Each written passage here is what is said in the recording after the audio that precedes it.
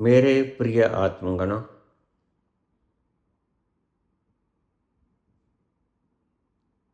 एक छोटे से शब्द से मैं आज का प्रवचन शुरू करूंगा।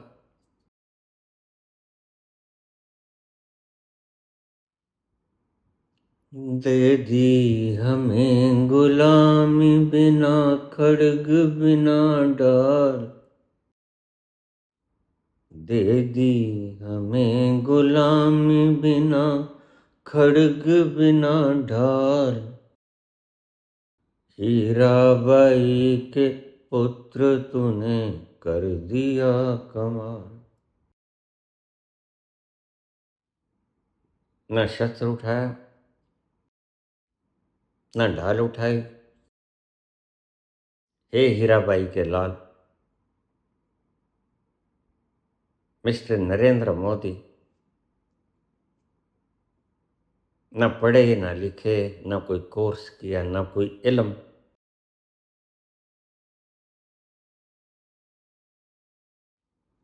अगर आज तुम इसी अवस्था में प्राइम मिनिस्टर ना हो कि किसी दुकान पर नौकरी मांगने चले जाओ, तो तुम्हें 50 रुपये रोज पे नौकर रखेगा, सिर्फ जूठे बर्तन मांजने के लिए। ये तुम्हारी कैपेसिटी है, लेकिन हमने आपको सिर आंखों पे उठाया। 2012 में मैंने स्वयं भारतीय जनता पार्टी के साथ कोलिशन में बनी हुई अकाली दल को वोट दिया था।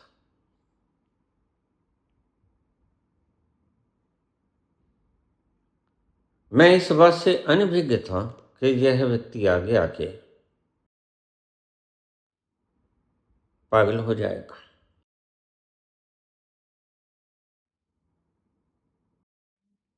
अनुमान भी नहीं था, लेकिन बहुत देर से देख रहा हूं इसकी करतूतों को, कुछ मामला गड़बड़ है। और अब तो बिल्कुल समझाया कि मामला गड़बड़ है, और ये भी समझाया कि मामला काफी गड़बड़ है। 8 साल पहले भी एक व्यक्ति भूख हड़ताल पर 111 दिन के बाद मर गया था, और उसकी मांग क्या थी? वही जिसका वायदा किया था।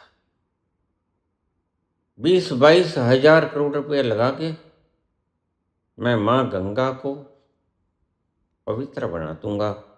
मैं स्वयं से नहीं आया हूं, मुझे मां गंगा ने बनाया, बुलाया है। और उसी को साफ कराने के लिए वह भूख हड़ताल पर बैठा। कमाल है। अगर किसी तरह से तुम चुन लिए गए, तो इसका मतलब तुम लोगों की जान लेते रहो। ये अधिकार आपको किसने दिया? राष्ट्रपति ने, न्यायपालिका ने, या संविधान ने? अगर इन तीनों में से किसी ने आपको ये अधिकार नहीं दिया, तो आपने ये पाप किया है। 870 किसान, मुझे 750 बताए गए थे, लेकिन कल ही बताया 870 किसान आपने दिल्ली की बरूहों के ऊपर बैठे हुए हमारे किसान मार दिए।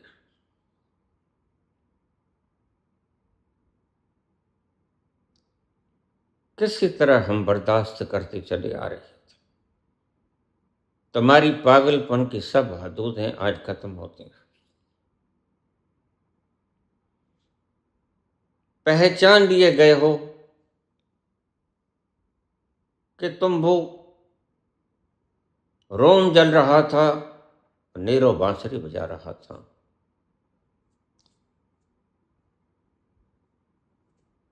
लेकिन ध्यान रखना, यह भी हिंदुस्तान है। यह पहले भी इस गिरफ्त से निकल चुका है। हमें भी शहीद होने की आदत है। तुम्हें शहादत मांगने की आदत है तो हमें शहीद होने की आदत है। जब से सुना है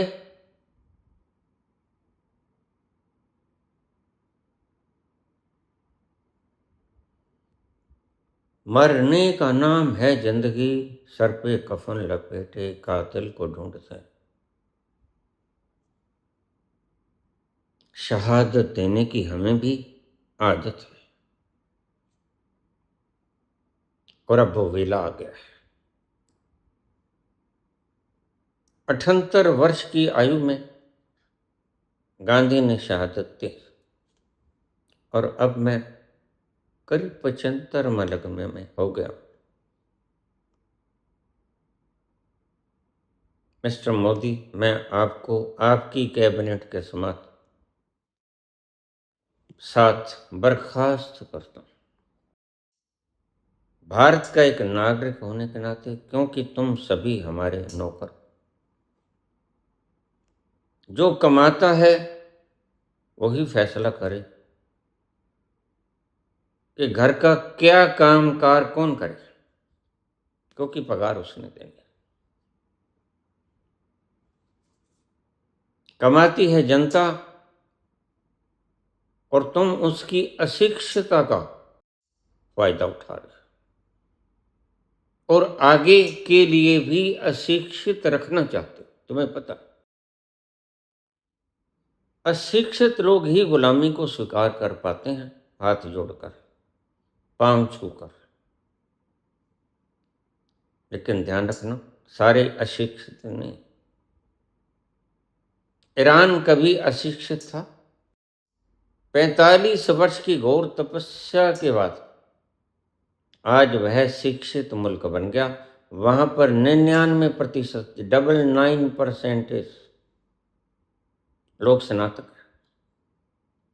स्नातक हैं, परास्नातक हैं, पीएचडी हैं, साइंटिस्ट हैं।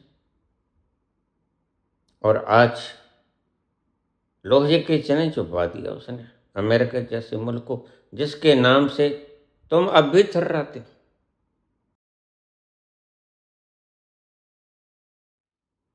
तुम्हें किसने कहा था? हमें अंग्रेजों का फिर से गुलाम बना देने के लिए तुमको किसने कहा था?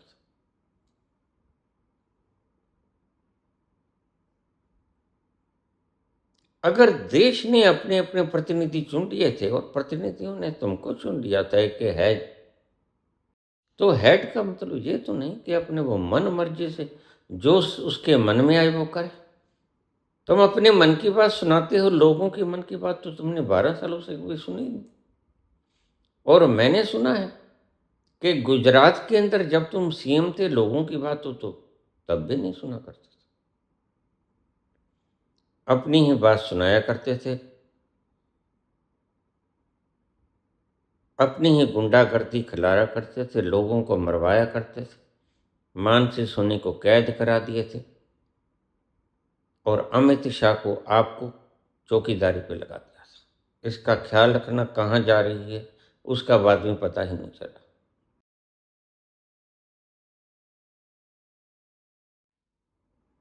तो मैं देश की जनता से मिस्टर नरेंद्र मोदी और इसकी पूरी कैबिनेट को गिरफ्तार करने का आदेश देता हूं। I, Vijay Kumar, reject Modi's cabinet completely.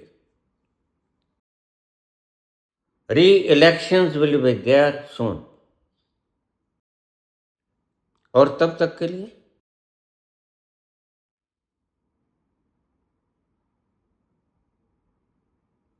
मैं हमारे राष्ट्रपति श्रीमती द्रौपदी मुर्मू से प्रार्थना करूंगा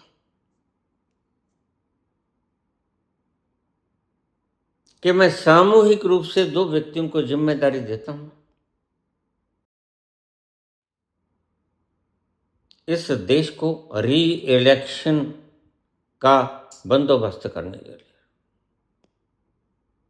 पहला, श्री राहुल गांधी और दूसरा श्री विजय थैलापति। इन दोनों को सामूहिक रूप से मैं एज ए प्राइम मिनिस्टर नियुक्त करता हूं। मैं भारत का नागरिक और प्रत्येक नागरिक यह हैसियत रखता है, उसे पता नहीं। यही तो अशिक्षा का परिणाम, और यही तो अशिक्षित व्यक्ति जानता नहीं जो हमारी आज गद्दी पे बैठे। उसे ये नहीं पता कहाँ तुम नाचोगे तो तुम्हारी ही शोभा खराब नहीं होगी, पूरे मुल्क की 140 करोड़ लोगों की शोभा खराब होगी।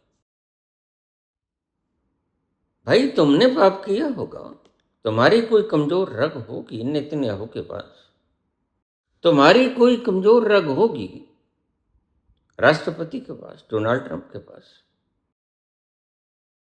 हमने कोई कसूर नहीं किया।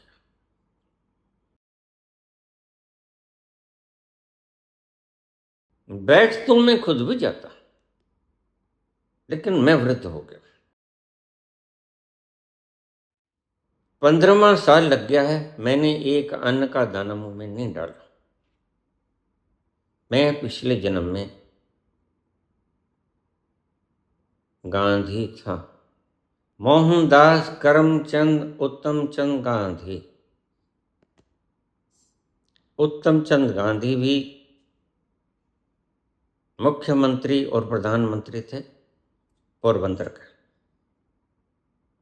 और उसके बाद करमचंद गांधी भी मुख्यमंत्री और प्रधानमंत्री थे, जिनको दीवान खास कहते हैं।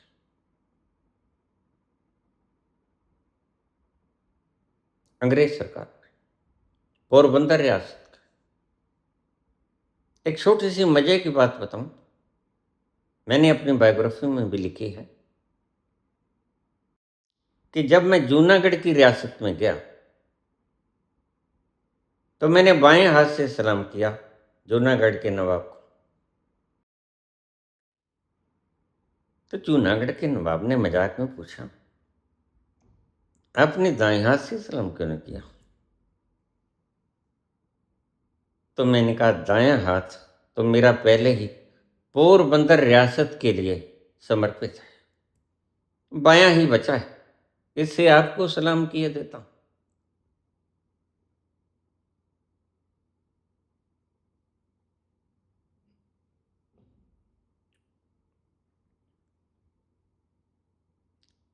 मिस्टर राहुल गांधी और मिस्टर विजय थलापति, संयुक्त रूप से इनको मैं प्राइम मिनिस्टर के लिए नियुक्त करता हूं। इनकी देखरेख में निष्पक्ष चुनाव होंगे। मुझे या सारी जनता को, जो आज ये सड़कों पर आग लगी हुई, एक व्यक्ति के कारण आग लगी हुई है, और हमारा भारत विश्व गुरु, शांति प्रदाता,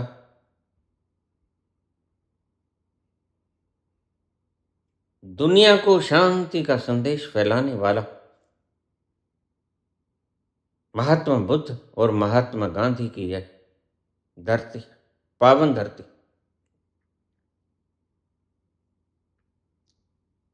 से यह संदेश देना चाहता हूं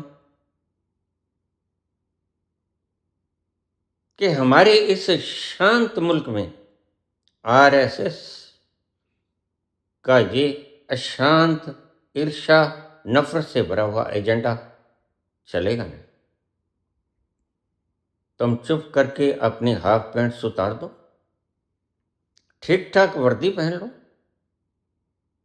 अन्यथा अच्छा नहीं होगा। ऐसे ही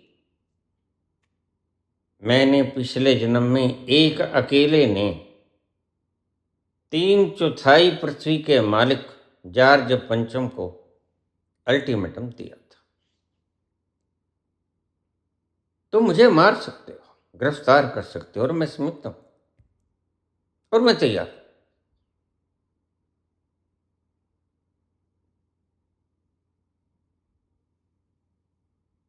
तुम मुझे खंड खंड कर सकते हो और मैं स्वीकृति में, मैं उसके बहाने में चलने वाला तुम्हारी कोई फिक्र नहीं करता।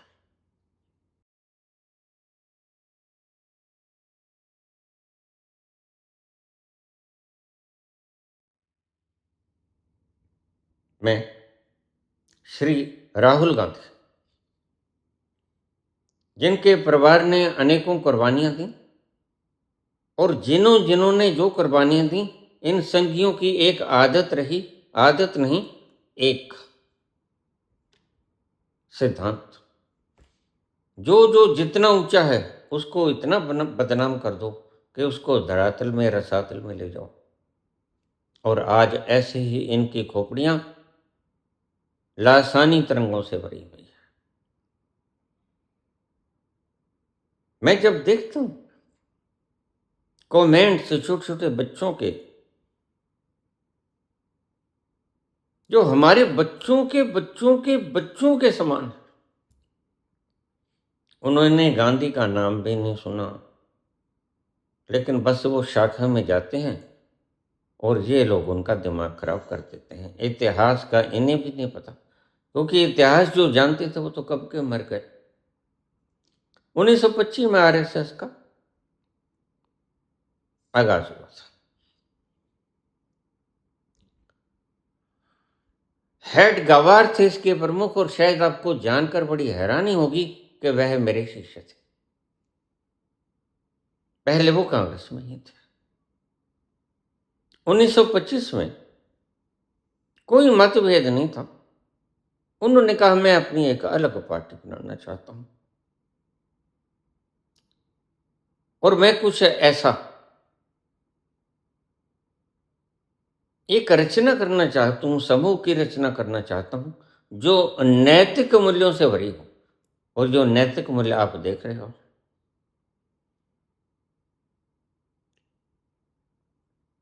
ऐसे नैतिक मूल्य आपने पहले कभी देखे थे? किसी को मिनिस्ट्री देने के लिए अपने साथ बेड के ऊपर सोने को बाध्य करना, किसी को फैसला बदलने के लिए उसको मृत्यु का भय दिखला देना, किसी को अपनी पार्टी में मिला लेने के लिए ईडी और ईसी और सीबीआई की रेड करा देना। किसके पैसे पे पलती है ये?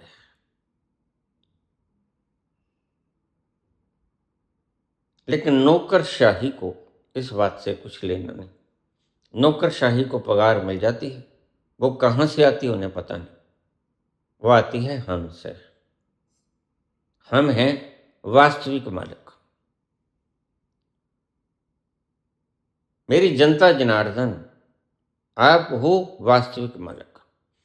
आपका खून पसीने में ढलता है, माटी पे बिखरता है,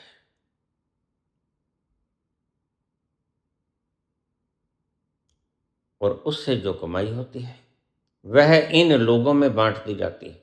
बांटते ये हैं, हमने कभी हिसाब मांगा नहीं, और जब हमने हिसाब मांगा हमें हिसाब दिया नहीं गया। तो हमें थोड़ा शक हुआ और आज तो पूरा शक हो गया। हमारे ही लोगों को तड़पा के मारा जा रहा है। इससे पहले 8 साल पहले शायद उनका नाम श्री GD अग्रवाल, IIT के इंजीनियर थे, कानपुर के, और वो 111 दिन की भूख हड़ताल के बाद प्राण त्याग गए थे। अभी 11 अक्टूबर 2018, और मोदी जी ने जाकर कभी उसकी बात सुनी ही नहीं। हैरानी की बात यह है, यहीं से पता चलता है कि इस व्यक्ति के दिमाग में फर्क है। खुद ही मैं आया नहीं हूं, मां गंगा ने बुलाया है। 20,000 करोड़ रुपए लगा के मैं गंगा को साफ कर दूंगा। और गंगा की सफाई के लिए अनशन पर बैठे हुए अग्रवाल साहब ने 111वें दिन प्रण तक दिया। यह झूठा व्यक्ति हिंदुस्तान की 140 करोड़ जनता को गुमराह करने में लगा है निरंतर 12 वर्षों से। उससे पहले गुमराह कर रहा था गुजरात की जनता को। एक व्यक्ति के कारण सारा हिंदुस्तान परेशान, इसको कतई बर्दाश्त नहीं किया जा सकता। इसलिए हम जनता इस पूरी की पूरी कैबिनेट को वक्त से पहले रिजेक्ट करते हैं, क्योंकि जनता के पास राइट टू रिजेक्ट होता है, राइट टू इलेक्ट होता है तो राइट टू रिजेक्ट भी होता है।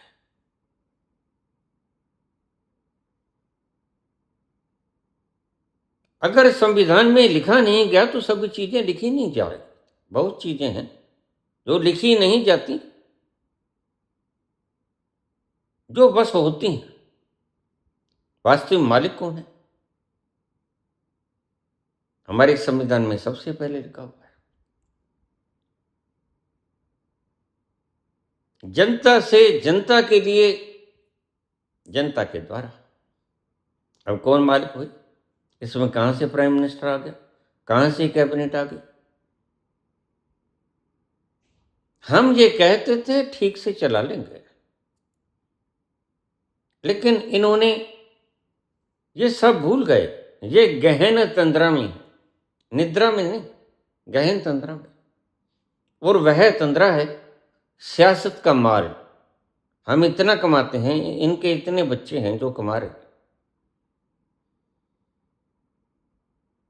और उसके ऊपर इनको गुमान हो गया है। जहां चाहे जो चाहे खरीद लाते हैं, जिस भाव में चाहे खरीद लाते हैं। अब ट्रंप से F-35 ले लिया, वो किसी काम का नहीं कबाड़। उससे पहले जो राफेल लिया गया था, वह निर्धारित मूल्य से कितने ही गुना ज्यादा मूल्य उसका दिया गया। हम इस प्रकार की अपारदर्शिता को, अपारदर्शिता को, ट्रांसपेरेंसी नहीं, नॉन ट्रांसपेरेंसी को बर्दाश्त नहीं कर सकता। यह देश जनता का है, जनता से है और जनता के लिए है। और इसको जो व्यवस्थापक होगा उसको जनता को हिसाब देना होगा।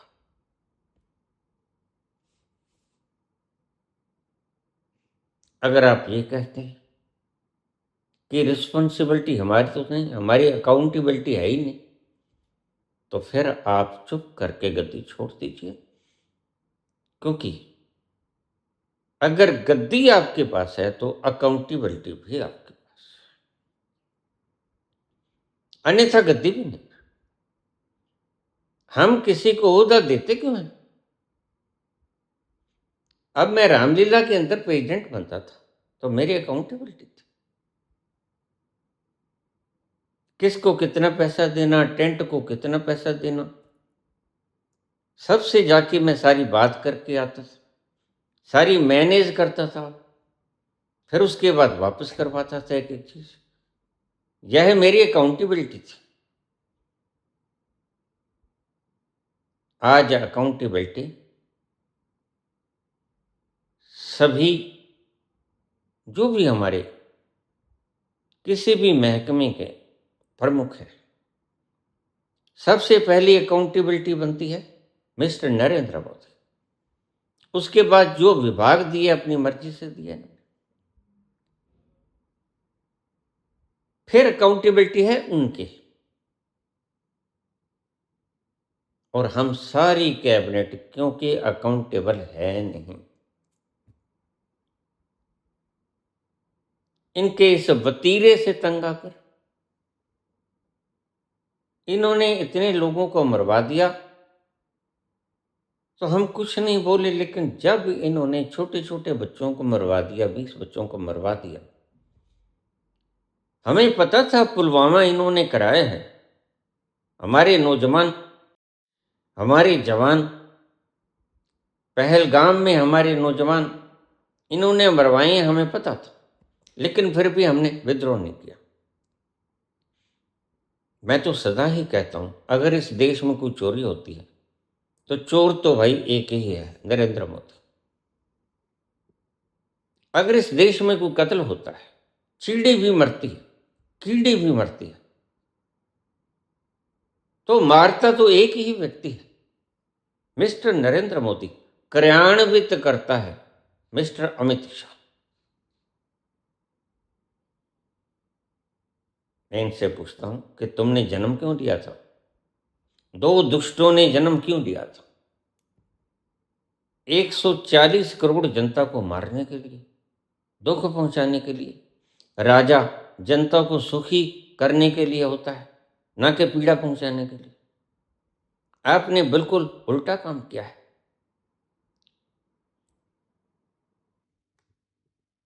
इसलिए मैं जनता,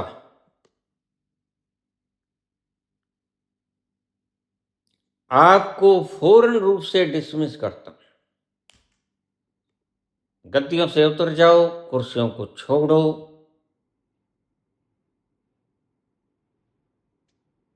और मिस्टर राहुल गांधी से कहूंगा कमर कस लो। मिस्टर विजय थलपति से कहूंगा कमर कस लो। अपनी कैबिनेट खुद निर्धारित करो, किसने क्या काम करना है, किसने क्या काम करना है। इनसे सारी फाइलें ले लो आराम से। फॉरेस्ट डिपार्टमेंट से कहूंगा, सीआरपीएफ से कहूंगा, बीएसएफ से कहूंगा, सेना के जवानों से मैं पहले ही कह चुका हूं कि आप कृपा करके किसी प्रकार का ऐसा कदम ना उठाएं। हमने इनको रिजेक्ट कर दिया, हमने ही इनको चुना था। और जब हमने देखा कि हमने नहीं चुना, ये तो ज्ञानेश कुमार ने चुना, उससे पहले राजीव कुमार ने चुना, और इन्होंने अपनी मनमर्जियां करनी शुरू कर दी हैं। जब हमने अपना प्रतिनिधि चुनना है तो वे भी तो हम ही मैनेज करेंगे ना कि किस तरीके से चुनना है। बैलेट से चुनना, ईवीएम से चुनना, या मोबाइल से चुनना, किस प्रकार से चुनना है, यह भी तो हम ही तय करेंगे ना। हमने चुनना है तो हम ही तो तय करेंगे वे को, तरीके को। तो इसमें ये बार बार अड़चन को डालते हैं। क्यों अदालतों के चक्कर हमें काटने पड़ते हैं? क्या ये अदालतों की बातें हैं? यह जनता का अधिकार है। हम चाहते हैं ईवीएम से चुनाव नहीं तो नहीं हो। लोकतंत्र में जनता सर्वोपरि होती है। आप हमारे बस गुलाम कह दूं तो गुलाम भी कह दूं, कोई बड़ी बात नहीं। सेवक कह दूं तो सेवक कह दूं, अच्छा काम करोगे तो सेवक कहलाओगे। और जैसा तुम आज कर रहे हो तो हम तुम्हें गुलाम कहेंगे। ये शब्दों का अर्थ चाहे एक सा ही निकलता हो,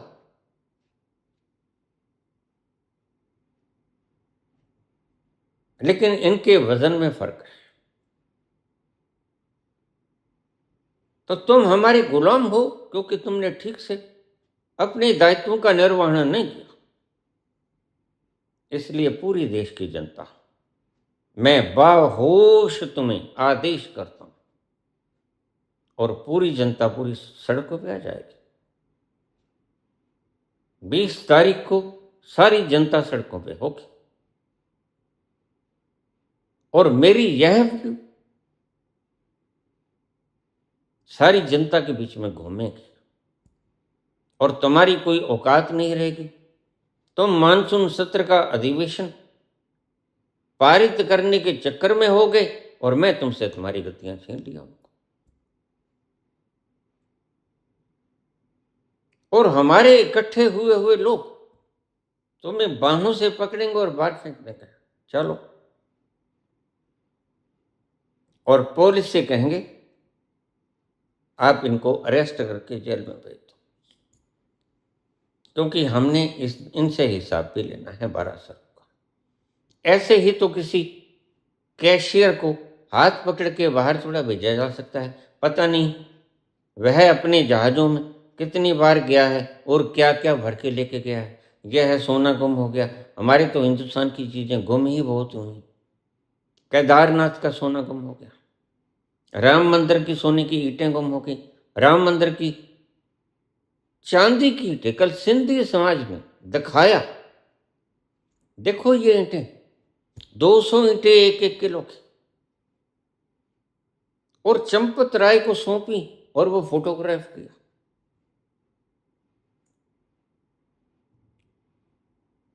किसने लूटा? लुटेरा तो भाई एक ही हुआ करता है, महमूद गजनवी। बाकी तो फौज हुआ करती है, लुटेरा तो एक ही है, नरेंद्र मोदी। बाकी तो फौज है उसकी। तो नरेंद्र मोदी इस बात की तस्दीक करे कि वह ईंटें, माल, नकदी, जेवरात, मुकुट वो भरत के बेचारे के खड़ाऊं, वो कहाँ है? हिसाब मांगना बनता है भाई। तुम ऐसे कैसे हम पर हुक्म चला सकते हो? तुम एक बार अपने पुराने रुतबों का इस्तेमाल करके, जो अभी पता नहीं जिस मिलिट्री को, जिस पुलिस को हुक्म दे सकते हो, हमें मरवा सकते हो, लेकिन याद रखना असल में तो मालिक हम ही हैं। तो मैंने ये जो 2 प्रतिनिधि चुने, मिस्टर राहुल गांधी और मिस्टर विजय थलपति, एक बार की मैं इन्हें यह दायित्व सौंपता हूं और इनको, द्रौपदी मुर्मू को मैं बर्खास्त करता हूं। इनकी जगह मैं सोनिया गांधी को, president of India, Mrs Sonia Gandhi, इन दोनों को सौगंध दिलाएंगे और बाकी अपनी कैबिनेट ये दोनों चुन लेंगे। लेकिन ध्यान रखना मेरे देशवासियों, मैं तुमसे वायदा करता हूं, मैं तुमको ऐसी साफ सुथरी सरकार दूंगा कि क्या पक्ष और क्या विपक्ष दोनों ही नतमस्तक होकर शुक्रगुजार होगे और तुम्हारी आंखों से खुशी के आंसू बह निकलेंगे।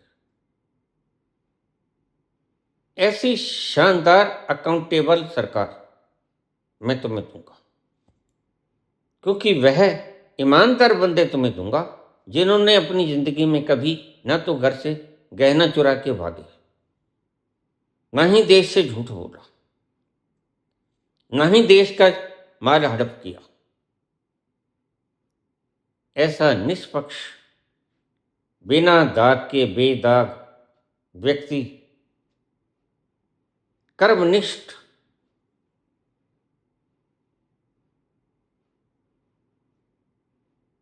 मेरे देश को सौंपने जा रहा हूं। और दूसरा, मिस्टर विजय थलपति,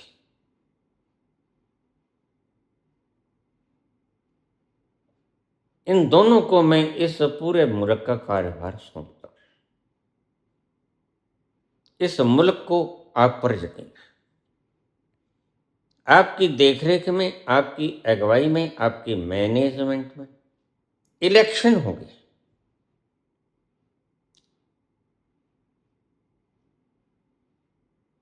आप निष्पक्ष चुनाव कराओगे, चुनाव आयोग आप चुनोगे, कौन कराएगा? संवैधानिक संस्थाएं, जिसको आप चाहो बदलो, जिसको आप चाहो रखो, क्योंकि मालिक आप हो गए। और मैं सीजीआई साहब को भी कहूंगा कि आप अपना काम बिना किसी डर भय के, बिना किसी प्रकार के, अगर आप बिक भी गए हो तो कोई बात नहीं, हम आपको क्षमा कर देंगे। आपसे हम कोई न तो हिसाब मांगेंगे, न हम आपको कोई दंड देंगे। क्योंकि हम जानते हैं गुंडों की सरकार थी, दहशतगर्दों की सरकार थी। उसके भय में आकर अगर आपने कुछ गलत फैसला कर भी दिया होगा तो हम आपको दंडित नहीं करेंगे, लेकिन आगे के लिए आपको आगाह करेंगे। सारी जनता आपके साथ कांधे से कांधा मिलाकर खड़ी। आपको किसी भी फैसला देते वक्त हम नहीं कहते हमारे हक में फैसला दो, हम नहीं कहते हमारे विरुद्ध फैसला दो, हम कहते हैं जो तुम्हारी जमीर कहती है, जो तुम्हारी प्रज्ञा कहती है, उस हिसाब से फैसला दो। आपको डरने की जरा भी जरूरत नहीं। सारी जनता आपके संग खड़ी है। निष्पक्ष होकर अपनी कुर्सी पर बैठ के पक्ष विपक्ष को सुन के सही गलत का निर्णय दो और फैसला नहीं, न्याय दो। घबराने की जरूरत नहीं, मुझे पता है, क्योंकि मैं अंतर्यामी हूं। सभी दागी कर दिए इन्होंने, जो दागी नहीं भी होना चाहते थे वो भी दागी कर दिया। तो किसी भी व्यक्ति को घबराने की आवश्यकता नहीं। कोई बिक गया तो उसको हम दंडित नहीं करेंगे, क्योंकि हम जानते हैं मजबूरी में बहुत से लोग बिके हैं। जिन्होंने टीएमसी छोड़ी वो बिक गए, वो इनको पैसा वापस ना करें, वो पैसा हमारा है। और अगर चाहें तो वापस वो टीएमसी में जा सकते हैं। यह चुनाव नहीं होगा, और अगर ये किसी प्रकार धक्के से चुनाव कराना भी चाहेंगे तो फिर जंग लड़ेगी, जंग छिड़ेगी। जंग छिड़ेगी तो मिलिट्री को हम कह चुके हैं, देखिए आगे से भी टैक्स तो हमने ही भरना है, आगे से भी आपको तनख्वाह हमारे घर से आएगी। इसलिए आप कृपा करके हमारे बॉर्डर्स की रक्षा करो। पुलिस से कहेंगे देखो तनख्वाह हमारे पास से जाएगी, वो सीआरपीएफ हो, बीएसएफ हो, वो दिल्ली की पुलिस हो, किसी की पुलिस हो, वो इसे गुंडे की पुलिस हो, अमित शाह की। एक तड़ीपार व्यक्ति, इसको जेल में होना चाहिए था, आजाद कैसे घूम रहा है। हमारी व्यवस्था खराब थी। हमारे देश पर राज करने वाले व्यक्ति बहुत सहनशील थे, इसलिए मौन रहते थे ज्यादा। लेकिन मौन रहना, अपने काम में व्यस्त रहते थे। वह शक्ति जो बोलकर गंवाई जाती है बकवास करने में, वह शक्ति वो है।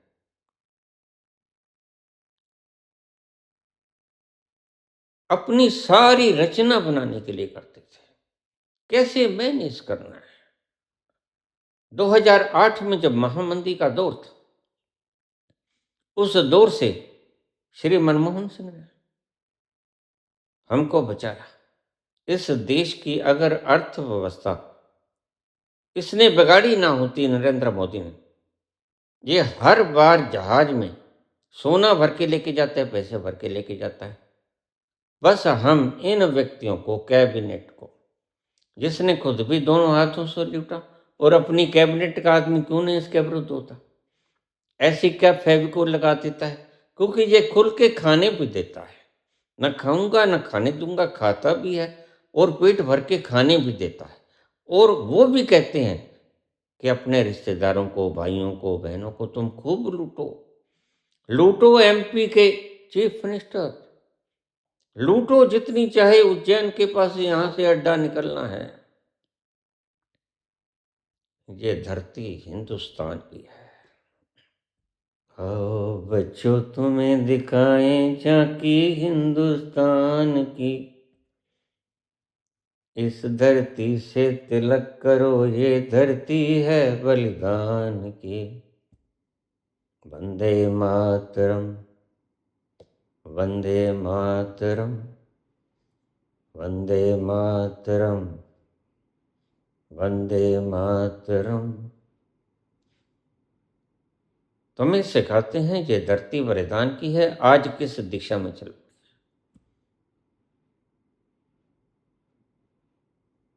एक विश्व गुरु, एक दुष्ट व्यक्ति भोग विलासिता के भीतर समाया हुआ मिस्टर ट्रंप के आगे जाके नाचे नेतन्याहू, जिसने लाखों छोटे छोटे बच्चे मरवा दिए, उसके आगे जाके नाचे। हमारी आत्मा कतई बर्दाश्त नहीं कर सकती इस बात को, और इसको ये समझनी है क्योंकि यह मेंटली विक्षिप्त है।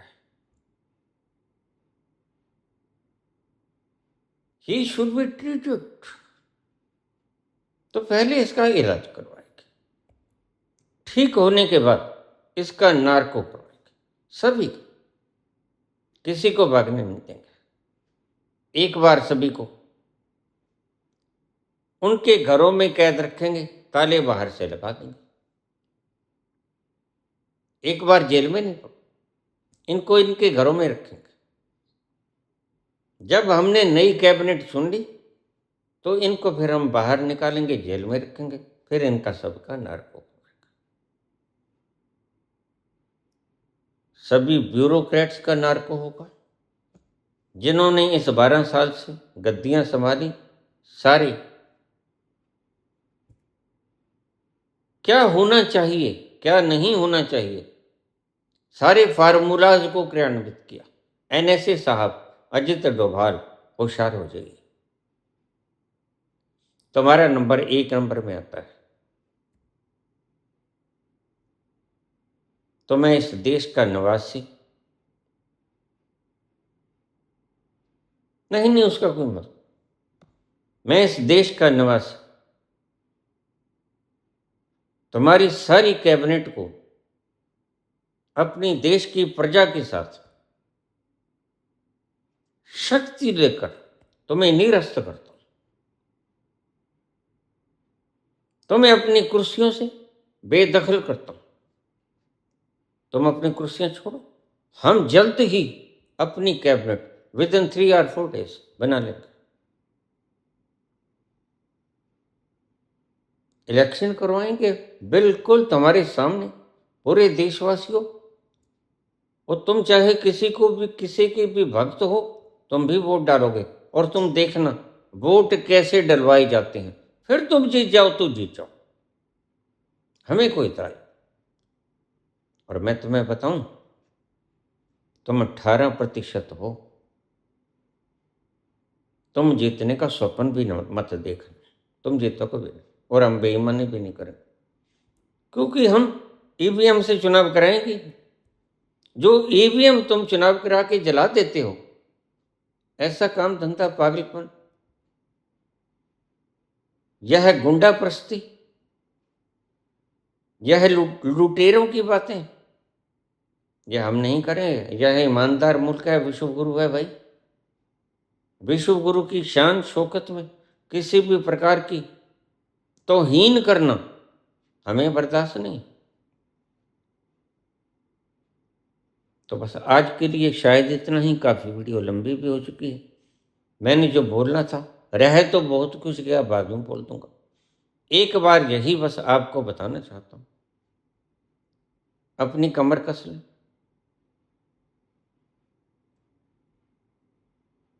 राहुल गांधी विजय थलापति और श्रीमती सोनिया गांधी राष्ट्रपति करो। अलग से व्यवस्था नहीं है, हमने इनको रिजेक्ट कर दिया। या कोई परमात्मा के द्वारा चुने व्यक्ति थोड़ी थे, हमारे द्वारा चुने थे, हमें रिजेक्ट कर दिया। तो द्रौपदी मुर्मू नहीं दिलाएगी इनको शब्द, शब्द दिलाएगी श्रीमती सोनिया गांधी। वो हमने राष्ट्रपति अपॉइंट किया।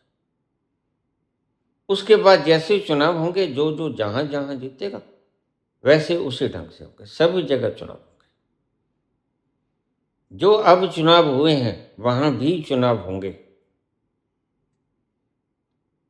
जो चुनाव राजीव,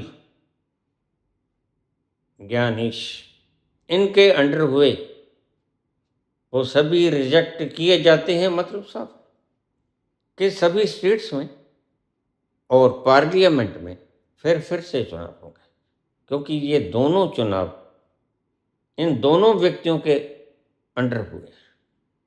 सभी स्टेट्स के और पार्लियामेंट के चुनाव दोबारा से होंगे और वो बिल्कुल पारदर्शी होंगे। तुम जहां भी पूछोगे वहीं हमसे जवाब मांगो।